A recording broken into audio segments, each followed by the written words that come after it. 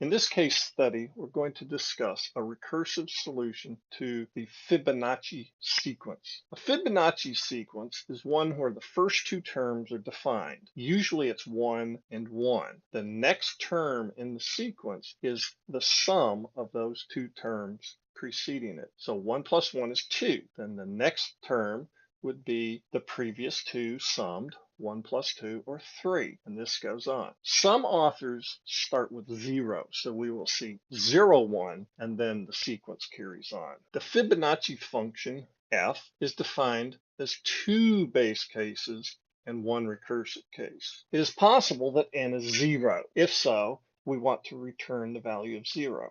We know that a Fibonacci of 0 is 0. Likewise, if n is 1, we return the value of 1. Those are our two starting values. Either case, it's either both 1 and 1 or it's 0 and 1. So we handle either of those base cases. The recursive case is where n is greater than 2. Then we compute the Fibonacci as f of n minus 1 plus f of n minus 2. That says take the previous two terms, add them together, and return the next Fibonacci number. One thing we need to be careful about is that the n minus 2 doesn't make n go less than 0. So we do need to be careful. Given this mathematical understanding of Fibonacci number, we then can write our code. Put the header first, public int Fibonacci int n. That will compute the nth Fibonacci number. We handle our two base cases.